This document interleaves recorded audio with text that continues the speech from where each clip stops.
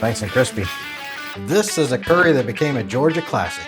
Not the country, the state right here in America. It was a favorite of one of America's most famous generals. It ended up in military rations, and nobody can agree where it actually came from. Not even the guy who made it famous. Many Americans think that curry is just a spice that sits on the shelf in the store, or maybe it's just a dish. Well, that's not really how it works. The word curry comes from the Tamil word kari, which just means sauce or gravy. When the British were in India, they heard people talking about curry, and the British just turned it into a catch-all for anything that had spice in the dish, whether it was curry or not. Curry? Curry? Curry powder, as we all know it, is a British invention, not Indian. So way back in the 1700s, British colonists started mixing up spices together so that they could try to replicate that flavor and then bring it home with them. It was basically their shortcut version of Indian food. So while the Indians were making these dishes for a millennia before the British ever even came, with their own specific regional names like korma, rogan josh, or vindaloo, they were not called curry dishes. The first English dish for a curry appeared in cookbooks in 1747. The first big commercially advertised curry powder hit shelves in London in 1784. Real Indian dishes do not contain curry powder. They're all distinct and built for specific things. Curry powder kind of flattens all of that and then mixes it all into one container. Imagine someone who doesn't live in America and they try a Texas brisket, for instance, and then they try a Memphis dry rub pork rib. And then they drive all the way over to the Carolinas and try that vinegar barbecue sauce that they're so famous for. And then they start mixing all these seasonings together to try to replicate all of that flavor as a whole and then call it barbecue seasoning. That's basically what happened with curry. Curry. Curry? Curry. Curry? There's also Thai green curry and red curry, which are also not British. Those are Thai dishes. The word curry just got stuck on them later by English speakers because it became a catch-all word for basically most dishes that had any type of spicy sauce to it. Those have a unique history all on their own, which we're not going to cover here. By the way, there is an actual curry tree that has curry leaves, which taste fresh, citrusy, and herbal, but they have absolutely nothing to do with this curry powder. This original dish also calls for green peppers, but we're going to substitute with jalapeno peppers because, I mean, come on, we're spicy salvation. We need some spice. And also, green peppers and jalapeno peppers taste pretty similar other than the heat that the jalapeno is giving. And we're also removing the raisins out of this original recipe because, let's face it, raisins do not belong in anything savory. Get out, you little demons! I know there are a couple of you that really think they do. Comment below and change my mind. In my opinion, keep it out of my potato salads and everything else savory. Stop the raisin madness. Put those in your oatmeal cookies or something, or on top of your cereal. That's fine. I will die on this hill. And it's not a very big hill. It's covered in raisins after all. I still refuse to climb it.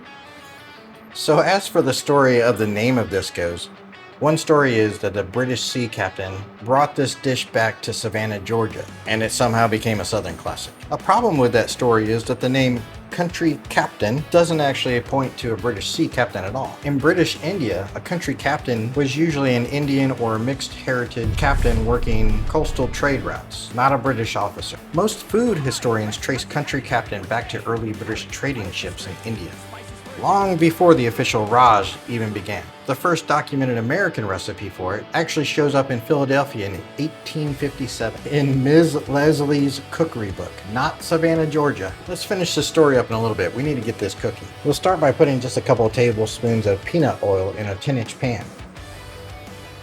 And then get your pan to medium-high heat. Pat dry some chicken thighs that are bone in and skin on. And then we'll season these with some salt, some pepper, some of that British powder, Curry? Curry? and lightly dredge it in some flour. And place them skin side down in the pan. You want to cook those for about 5, 6, maybe 7 minutes at most. All right, let's flip it like, I don't really have a joke here. I just like flipping things. And then we'll brown it for another 5 or 6 minutes on the other side and then remove it and add it to a plate. It doesn't need to be fully cooked here because it's going to go back in later. Okay, let's remove it and start on our sauce. Now we want to reduce the heat to medium and add a half of a yellow diced onion. 1 to 2 diced jalapeños. Cook this down for about 4 or 5 minutes until the jalapeños and the onions soften. And I'm gonna keep munching on this crispy skin because, I mean, it's calling my name. Alright, these look pretty soft, just like me. We're gonna add in 2 minced garlic cloves or 2 tablespoons of minced garlic, same thing. 1/4 teaspoon of thyme, 60% of the time, it works all of the time. And then 1 teaspoon of curry powder. We're looking for that curry, garlic, and thyme to bloom, which takes about 60 to 90 seconds. Now we'll pour in 1 14.5 ounce can of diced tomatoes, about a 1/4 cup of chicken broth. Stir it around really good. If there are any bits stuck to the bottom, scrape them up, because that's flavor. We're gonna nestle these chicken thighs back in skin side up. And then we're gonna cover these things up, just like my hopes and dreams, for about 30 to 35 minutes. We want these to simmer until the chicken is about 175 degrees internal temp. While we let this chicken soak in all that goodness, let's curry on with this story. FDR served this dish at his Warm Springs, Georgia retreat, and with George S. Patton being stationed nearby at Fort Benning, and was introduced to this dish reportedly by Roosevelt himself and became obsessed with it. General Patton supposedly requested this dish so often that the officers' wives started making it at dinner parties. As Army families were transferred throughout the decades, they obviously took the recipe with them. By the 1950s, it was showing up in cookbooks as an old Army recipe. In the year 2000, it was added to the U.S. military MREs, specifically as a tribute to Patton, and it stayed into rotation until 2004. I'd say these are done, about 184, 183-ish. Now is this British, American, Indian? Let's try it out. Let's see. For such a simple classic, this is pretty darn good. Tastes great, General Patton. Thanks for the recipe. America's least American sounding Southern classic, brought to you by a general who never met a tank he didn't like. Stay spicy, my friends. Let me know if you're gonna try this one. Many Americans think that curry is just a spice that's on the shelf in the stores. Chappie, what are you doing? Chappie! Stop pacing! Goodness gracious.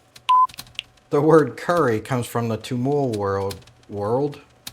A whole new world where there's no curry in your food. For a millennia before the British ever foot in the mouth, foot. That's me. All day, every day when I'm on camera.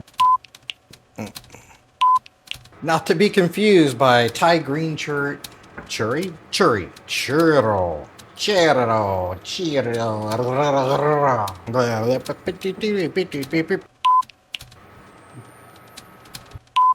We'll start by putting just a couple of teaspoons?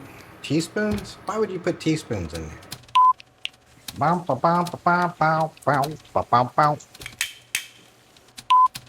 A banana is a curry!